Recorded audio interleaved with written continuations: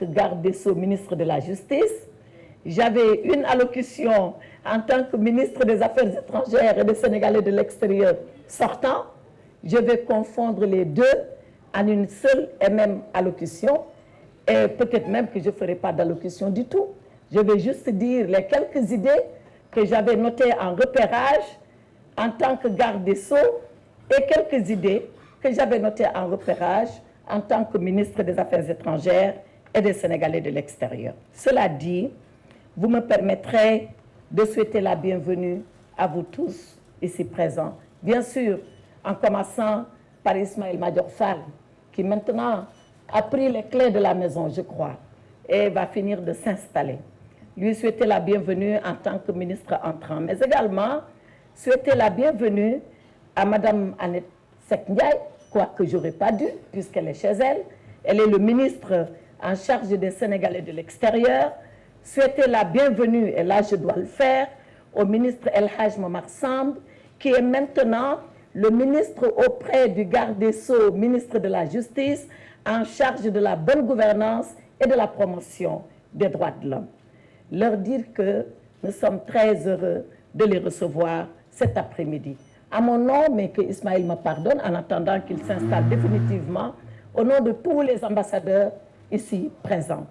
Et souhaiter la bienvenue à toutes ces personnalités, ces hauts fonctionnaires qui sont venus nous accompagner et nous assister cet après-midi. Je pense particulièrement à ces grands dignitaires de la justice. Cette passation de service, comme je l'ai dit, dont la cérémonie, le cœur de la cérémonie, vient de se terminer, mais dont une partie importante aussi se déroule là sous vos yeux. C'est la partie où le ministre dit un peu ce qu'il a fait. Et c'est la partie où le ministre dit ce qu'il va faire. Alors, avant de dire ce que j'ai fait ici aux Affaires étrangères, permettez-moi de vous dire ce que j'entends faire à la justice, parce que je crois que c'est important. La justice, c'est le seul nom d'un département ministériel qui porte le nom d'une vertu. C'est ce qu'on dit de façon très, très sommaire. Le deuxième saut, c'est le lion passant. Que vous voyez, ce lion debout, c'est même qu'il marche debout. Ce saut, c'est celui de Monsieur le Président de la République. Il se trouve que le garde des Sceaux au Sénégal, il garde le sceau de Monsieur le Président de la République, il garde le sceau ensemble, le lion et le baobab qui symbolisent si bien le Sénégal. C'est pour ça que, avant le ministre de la Justice et dans le ministre de la Justice, une des fonctions les plus éminentes, c'est garde des sceaux. Parce que ça ne va pas tous les jours. Parce que les sceaux, ce n'est pas des cachets et des tampons qu'on rencontre tous les jours. Ensuite, vient maintenant la fonction de ministre de la Justice. Le ministre de la Justice, c'est le patron d'une administration. Le patron d'un service public qu'on appelle le service public de la justice. Et tous les jours, comme tous les services publics, vous en entendez de nos compatriotes qui apprécient le fonctionnement du service public de la justice. Mais vous en entendez d'autres qui n'apprécient pas le service public de la justice et qui portent des commentaires. Cela est de leur droit. Ce que je peux vous dire en tant que ministre de la Justice, c'est que je vais m'atteler à faire 4 choses. La première chose, c'est de rendre la justice transparente. En tout cas, les services publics de la justice, dépendant du ministère de la Justice, vont agir dans la totale transparence. Et pour cela, parce que nous sommes dans un monde de communication qui le requiert, pour cela, de façon régulière, de façon périodique, presque cadencée, le ministère de la Justice communiquera avec les justiciables et communiquera avec l'opinion. Et j'ai décidé, Ismaël, que je vais nommer un porte-parole du ministère de la Justice qui viendra et qui fera ce travail. Parce que les Sénégalais ont le droit de savoir comment marche la justice. Parce que les Sénégalais ont le droit de se poser des questions. Et parce que nous avons le devoir d'apporter une réponse à leurs questions.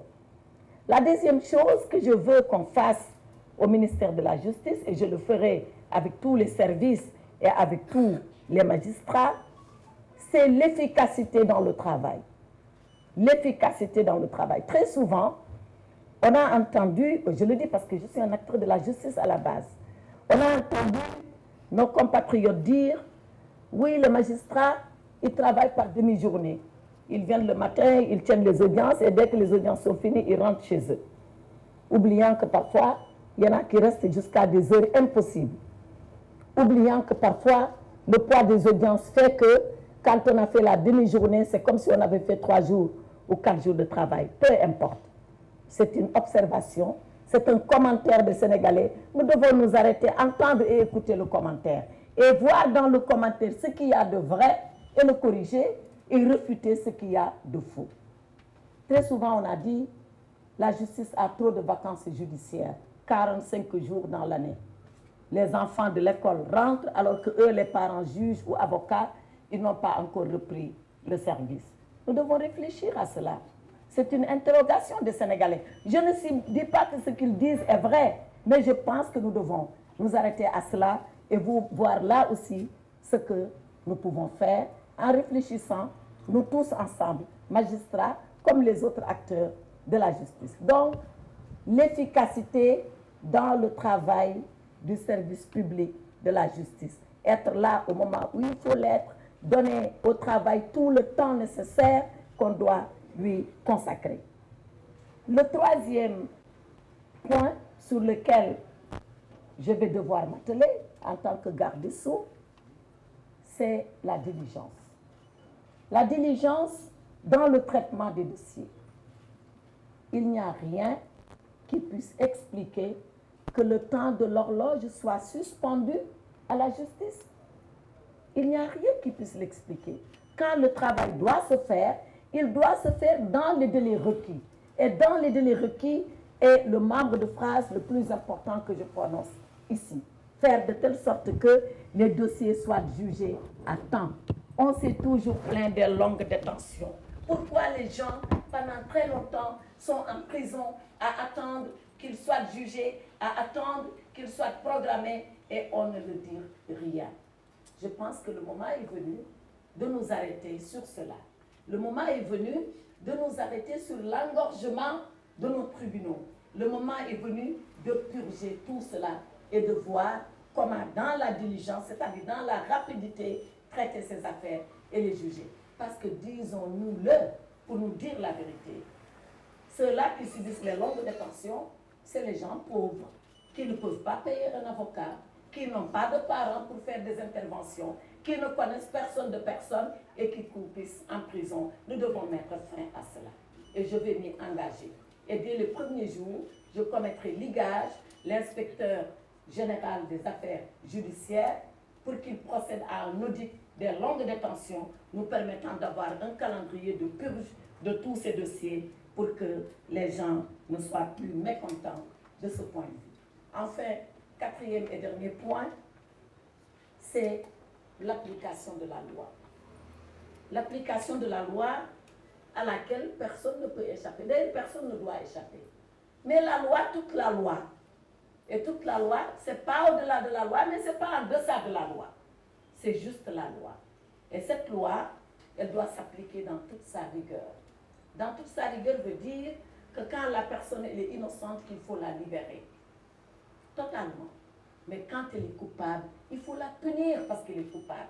Parce que le droit, il n'est pas fait parce qu'on a envie de faire la justice. Le droit a été fait comme une règle sociale pour réglementer la vie en société et faire que la communauté, elle reste dans l'harmonie. C'est ça, le droit. C'est une science sociale qui équilibre la société, qui régule la société, qui harmonise la société.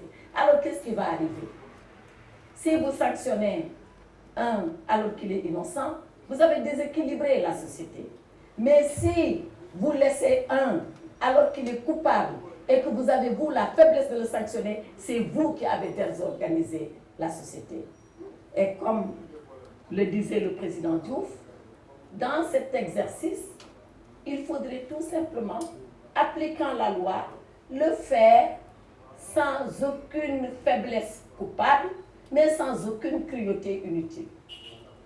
Sans aucune cruauté inutile, mais sans faiblesse coupable. La loi, rien que la loi, toute la loi dans sa vie. Voilà donc les 4 choses que je m'étais promis de dire à la cérémonie de la justice. Pour le reste, comme je le disais, le ministère, nous allons l'exercer avec El Hadj Momar Samb, ici présent. El Hadj Momar Samb, qui va s'occuper de bonne gouvernance et de promotion des droits de l'homme. La bonne gouvernance, nous savons ce que c'est. Mais nous savons aussi ce que le président Macky Sall a fait dans le cadre de la bonne gouvernance. Quand il est arrivé au pouvoir en 2012, nous avions ici un organisme qui s'appelait la Commission nationale de lutte contre la corruption et la concussion. Il a pensé que cette commission, pas qu'elle n'a pas travaillé, mais qu'elle avait fait son temps. Et il faut qu'il fasse autre chose. Et il a mis en place l'OFNAC. Et il a ramené la CREI, qui est d'ailleurs en train de subir des réformes pour encore mieux l'ajuster aux demandes et aux défis de notre temps. Donc le président Sall fait pour la bonne gouvernance. Mais en la matière, El Hadj Momar Samb, le travail n'est jamais achevé. Il est toujours commencé et il est toujours à performer. Donc de ce point de vue, vous aurez beaucoup à faire. Le ministre Mamadou Salih Sow y a travaillé pendant toutes les années qu'il a été le ministre auprès des gardes des Sceaux en charge de la bonne gouvernance et des droits de l'homme. Aujourd'hui, vous prenez le relais, vous le ferez. Pour les droits de l'homme, les ambassadeurs sont là pour en être le témoin. D'ailleurs, je me rends compte qu'en la matière, le ministère des Affaires étrangères et le ministère de la Justice se partagent un peu les responsabilités. Parce que avant hier, quand quelqu'un s'est avisé à dire que le Sénégal a été exclu, il voulait dire Conseil des droits de l'homme, il a dit Comité des droits de l'homme, mélangeant les deux organismes. Nous avons été deux à avoir fait des communiqués. Moi, j'ai fait un communiqué en tant que Maïs pour dire que ce n'est pas vrai.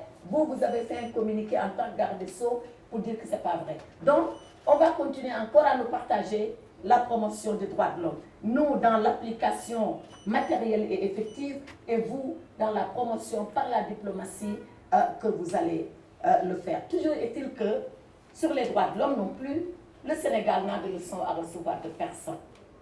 Et dans moins de mois, exactement le 12 décembre, le président Macky Sall ira à Genève. À Genève, c'est la célébration du 75e anniversaire de la Déclaration des droits de l'homme de 1948. Et il y est parce qu'il a été invité par le haut commissaire des droits de l'homme. Mais s'il a été invité, c'est pour récompenser les efforts et les mérites du Sénégal dans la promotion des droits de l'homme. Donc je pense que c'est le désaveu le plus cinglant à tous ceux-là qui ont pensé, qui ont dit, qui ont écrit et qui ont véhiculé que le Sénégal n'est pas un pays de droits de l'homme. Alors El Hadj Momar Samb, voilà le morceau qui vous est désormais dévolu.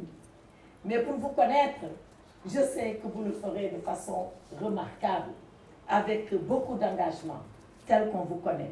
El Hadj Momar Samb, je le disais dans le bureau d'Ismaël, je l'ai connu en 2011. 2011, on était Benno Siggil Sénégal. Et on cherchait un candidat unique de l'opposition. Et ça se jouait entre Moustapha Niasse et Ousmane Tanor Dieng. Et bien sûr, j'étais du côté de Ousmane Tanor Dieng dans le Parti socialiste. Et je fais la promotion de mon candidat. Parce que quand je crois à quelque chose, moi j'y crois jusqu'au bout. Je n'y crois pas à moitié. Et je dis à Tanor, mais Ousmane, est-ce que tu as vu les gens de Benno Siggil Sénégal pour leur demander de voter pour toi, pour que tu sois le candidat? Il m'a dit oui, quelques-uns. Mais bon, lui il est comme ça, un peu timide, c'est sa façon. Je dis, moi je vais aller les voir. Et je les ai vus un par un, tous les leaders de parti. Et j'ai été chez Momar Samb. Je le voyais pour la première fois. Je lui ai dit, professeur, je suis venu vous voir pour vous demander, dans Benno Siggil Sénégal, de soutenir la candidature de Tanor. Il me dit, pourquoi? Parce que c'est le meilleur. Et si vous me posez la question, je vous démontrerai que c'est le meilleur. Et puis nous avons discuté. On a engagé une discussion franche pour des gens qui se voyaient peut-être pour la première fois de façon sérieuse. Mais j'ai senti en lui quelqu'un comme moi qui porte des convictions. Et qui a dit non, moi, Vraiment, vous êtes une sœur, je vous respecte, mais mon candidat, il est le bon. Je ne peux pas aller avec vous pour Ousmane Tanor Dieng. Je dis, bon, au moins ça a le mérite d'être très clair. Là où beaucoup de gens m'ont dit, on va voir, peut-être que, voilà, vous, au moins, vous m'avez dit clairement les choses, je prends note. De ce jour-là, je l'ai apprécié, je l'ai estimé, et voilà que quand le destin décide de s'occuper de vous, il vous met parfois dans des positions tellement avantageuses que vous vous dites, mais j'avais jamais rêvé à ça.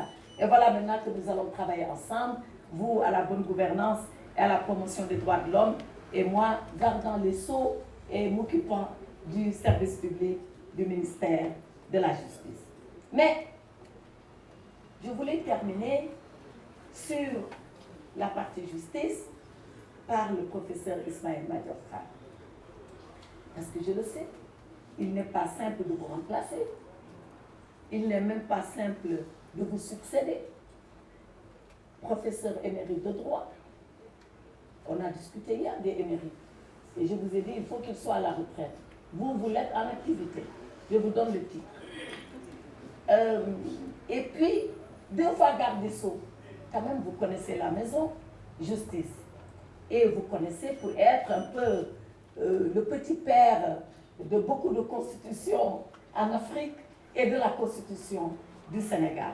Donc, vous connaissez le droit, c'est votre matière, vous y êtes comme un poisson dans l'eau, et je voudrais vraiment vous rendre l'hommage que vous méritez pour tous ces services que vous avez rendus à la justice et au droit. Parce que la justice et le droit, c'est 2 choses différentes.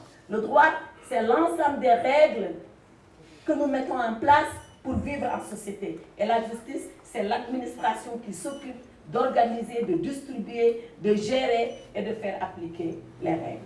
Eh bien, vous connaissez les deux. Moi, je connais peut-être beaucoup plus la justice que le droit, et vous, vous avez l'avantage de connaître les deux. Donc, pensez que très souvent, pour ne pas dire toujours, je m'en référerai à vous pour encore mieux comprendre les choses et mieux le faire dans cette maison justice qui nous est commune. Une maison où je vais retrouver beaucoup de professionnels du droit qui sont des juristes aguerris et qui sont des professionnels redoutables, surtout quand on est dans un pays comme le Sénégal. Quand j'entends les chroniqueurs de football, très souvent, ils disent il y a 17-18 millions d'arbitres, de sélectionneurs au Sénégal. C'est comme ça dans tous les domaines et dans toutes les matières. Et c'est même ça qui fait le charme du Sénégal. Chaque fois que vous discutez avec quelqu'un, vous verrez qu'il a une petite part de science infuse qui vient compléter la vôtre. Donc Ismaïla, nous serons encore longtemps ensemble, presque inséparables. Moi te donnant quelques filons de diplomatie s'il m'en reste encore, et toi continuant à m'aider dans ces dédales judiciaires que tu as arpentés et que tu connais si bien. Et connaissant cela si bien, tu vas nager comme un poisson dans l'eau à la diplomatie. La diplomatie, moi je suis arrivée ici il y a 3 ans. Il y a 3 ans, je ne connaissais rien, ni rien de diplomate, rien de la diplomatie. Aujourd'hui, je ne peux pas dire que je connais tout, mais je connais pas mal de choses. Et ce que je peux dire de ce que je connais, c'est déjà la matière de la diplomatie. La diplomatie, depuis 1960, c'est là dans mon allocution, mais je ne veux pas le dire.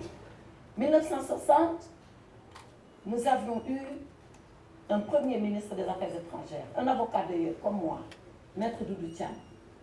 Dans un monde diplomatique de 1965, il y a 58 ans, qui définissait les principes fondateurs de la diplomatie sénégalaise autour de 4 axes.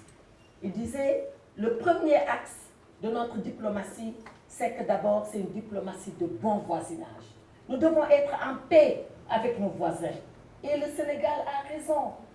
Un chancelier allemand, Bismarck, avait dit un jour, on fait son histoire, mais on subit sa géographie.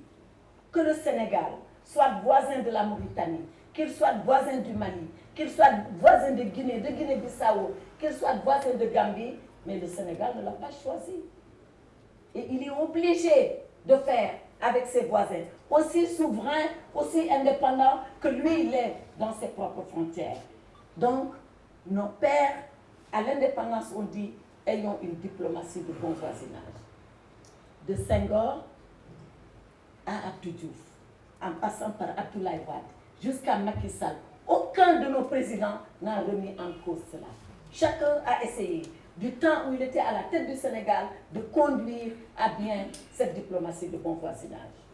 Mais, disons-le pour le dire, parce que c'est la vérité, celui qui aura le mieux réussi dans cette diplomatie de bon voisinage, c'est assurément le président Macky Sall, qui avait pensé qu'au moment où nous parlons, un pont est en train de se construire entre le Sénégal et la Mauritanie.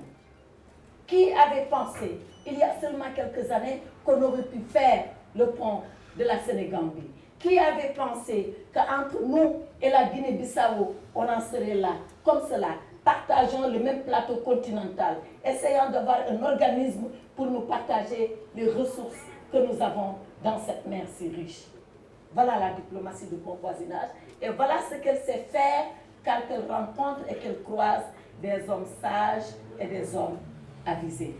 Encore la diplomatie de bon voisinage, encore le président Macky Sall, qui a pensé qu'entre nous et la Mauritanie, découvrant le pétrole et le gaz au large de notre mer commune, que nous aurions pu porter ce grand projet qui va être un projet séculaire, grande tortue à une hymne, où nous allons ensemble développer et exploiter le gaz et le pétrole.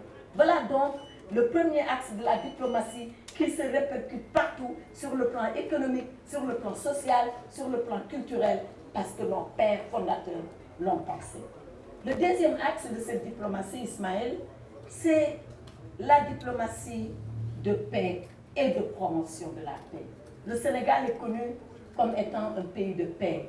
Et j'avais dit au président Macky Sall, nous sommes un des rares pays à faire s'asseoir en commun, ici, dans cette salle de conférence du ministère des Affaires étrangères, la Corée du Nord et la Corée du Sud, Israël et la Palestine, et d'autres pays qui, sous d'autres cieux, ne s'entendent pas, ne se touchent pas et ne se parlent pas. Il n'y a que le Sénégal pour les mettre ensemble sous un seul ciel, sous un seul toit. C'est ça, notre diplomatie de paix.